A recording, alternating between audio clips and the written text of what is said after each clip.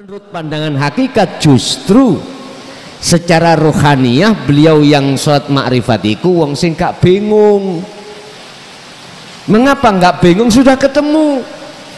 Mestine sing bingung iku wong sing durung ketemu.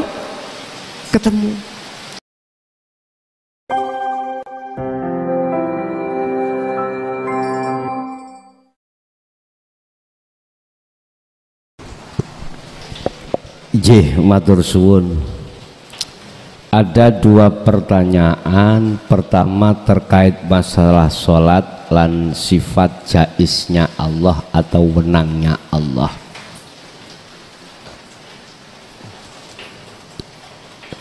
Bab masalah sholat ini ngacu pada surah Al-Baqarah 238. Di situ Allah katakan dua hal terkait masalah sholat. Ada yang berkenaan dengan jasmani dan rohani.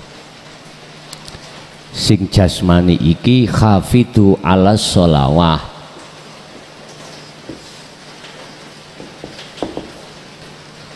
sing rohani wassolatil wusta.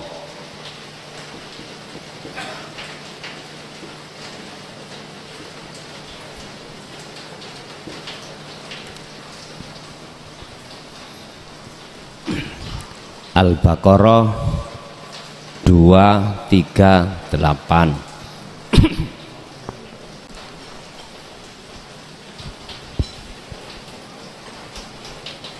Reksonen sira kabeh, dong reksa sira kabeh hafidu ala sholawah. As-sholawah iki ay al-maktubah jamak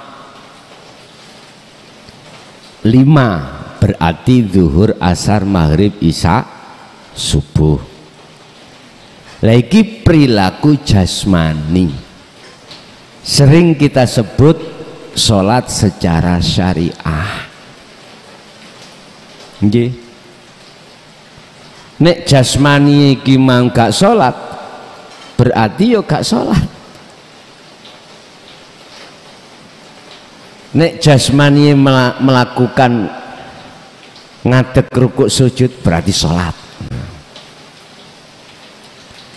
Tapi pertanyaannya, apakah ruhaniyahnya itu juga sholat? Apa sih Pak? Sholat itu apa artinya? As-sholatu ay ad-du'a. Ad-du'a tergantung jenengan memaknai doa ini minta apa menghadap.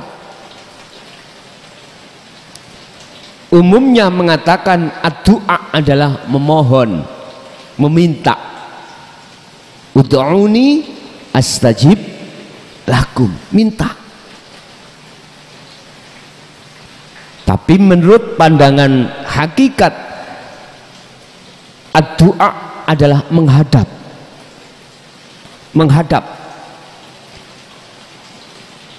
Lah, menghadap itu harus bertemu.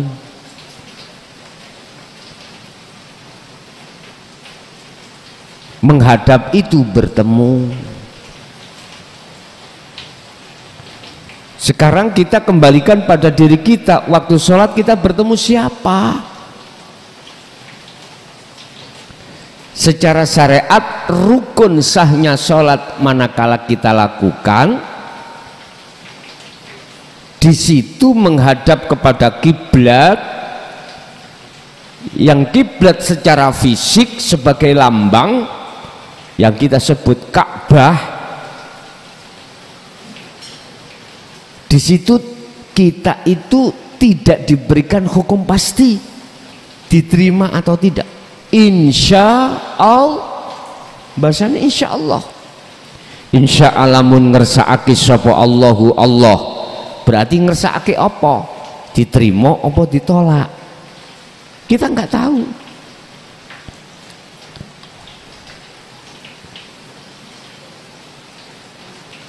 Bapak Ibu, kita berlatih cerdas Pak.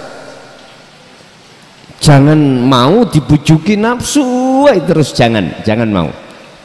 Kita harus bisa untuk menipu nafsu, karena nafsu menipu kita. Bila mana nafsu pakai politik, kita harus bisa politik terhadap nafsu.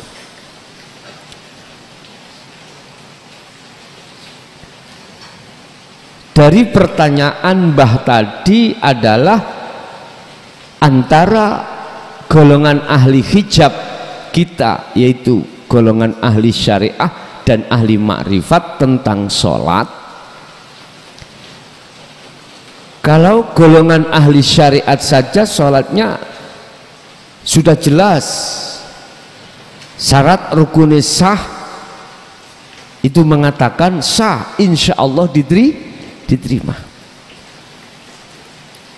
Mengapa harus pakai insya Allah kalau itu pasti sah? Cara bahasa lugot, pendidikan lugot bahasa, nggak perlu Pak kita memakai kalimat meragukan. Kalau itu sudah pasti. Kalau pasti diterima, gak usah kita pakai bahasa meragukan. Miturut Yun Sewu, kalau itu betul-betul dikatakan memang sah, pasti gitu aja. Pasti kan sudah nggak ragu Pak, nggak ragu. Tapi itulah proses Pak, memangnya itu proses.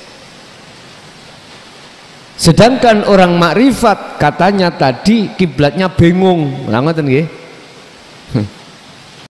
Bingung iku miturut kita pandangan syariat. Pandangan syariat iku melihat fisik. Kalau makrifat pandangan Allah, pandangan batiniyah, ruhaniyah ini Pak.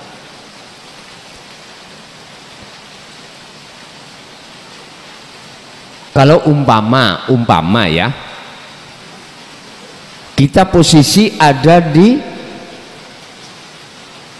timurnya Ka'bah Indonesia ini.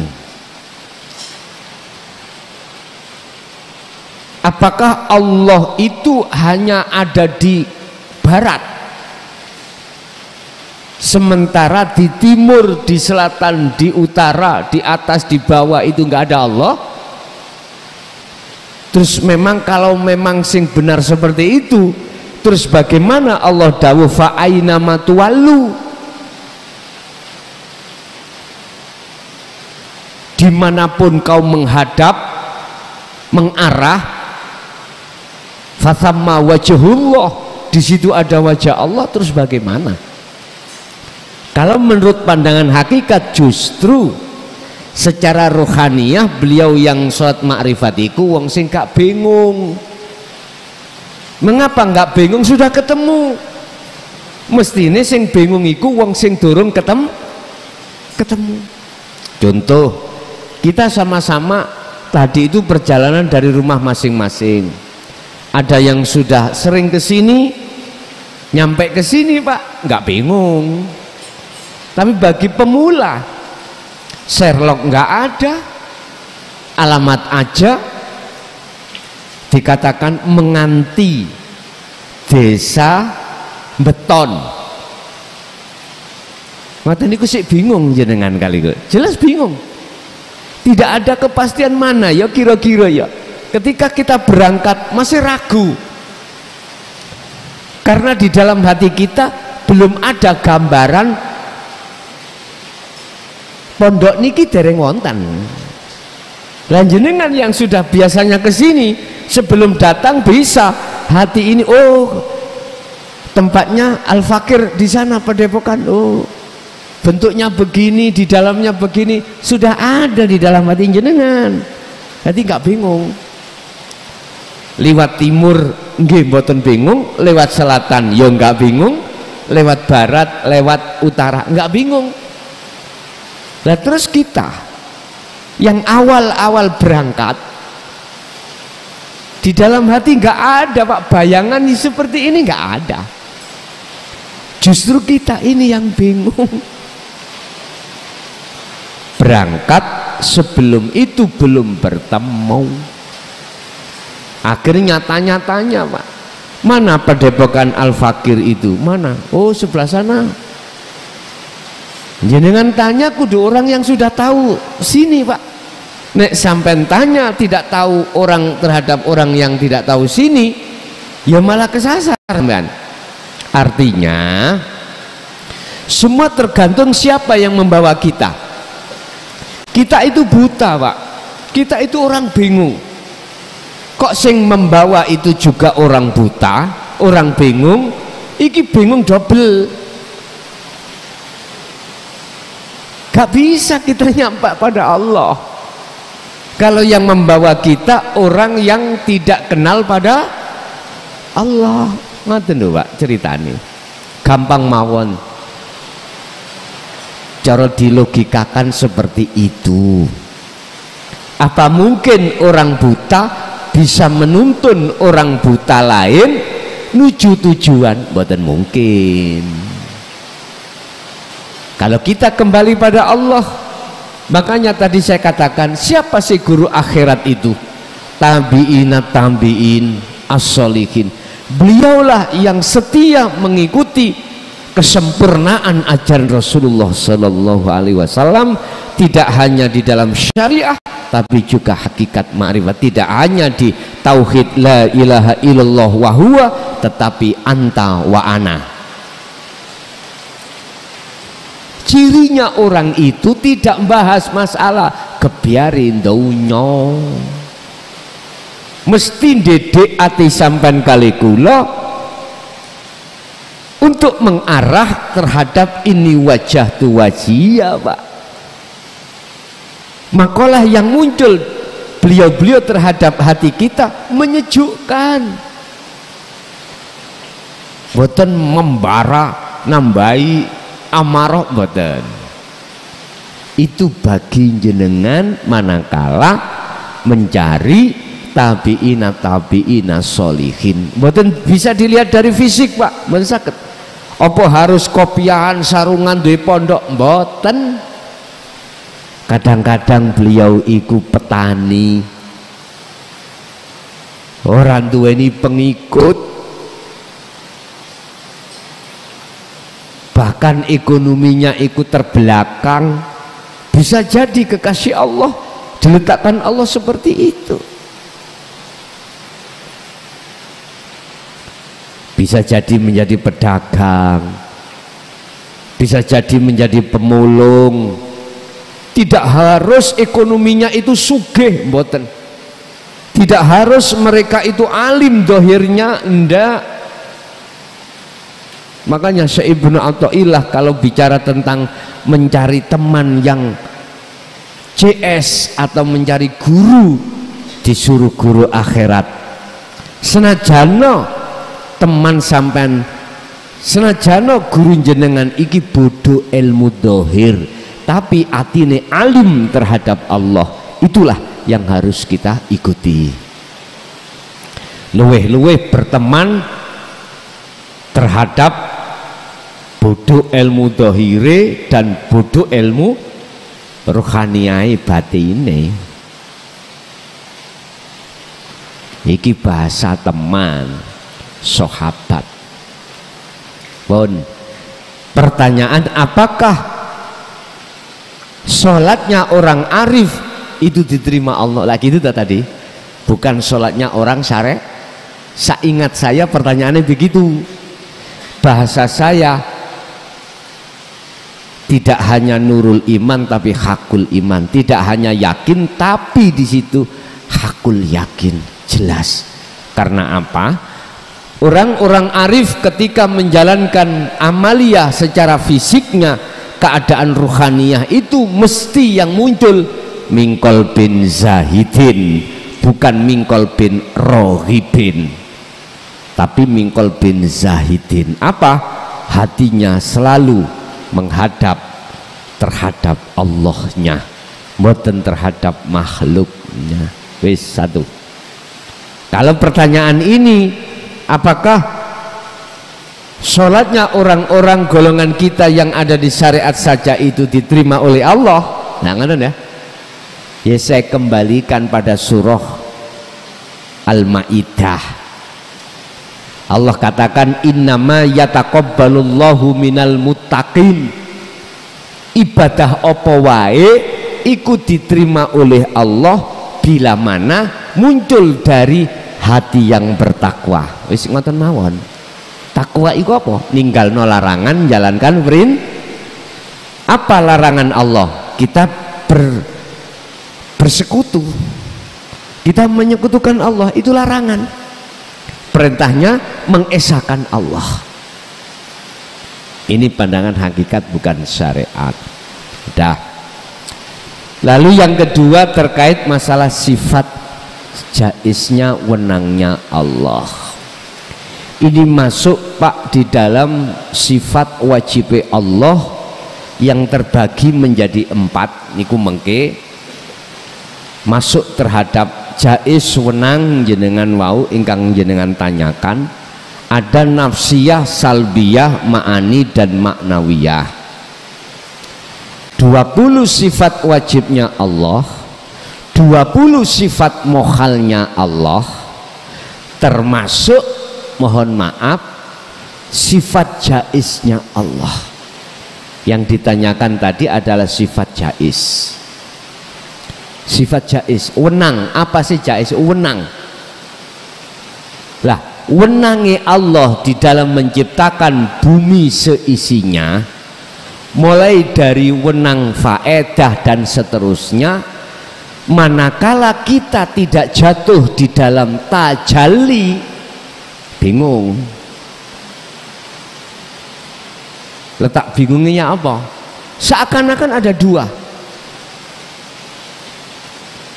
Tapi kalau jenengan iki sudah duduk di tajalli, maka di situ dikatakan keakuan diri panjenengan kali kula sebagai makhluk itu sudah tidak berlaku. Ini proses nafi isbat.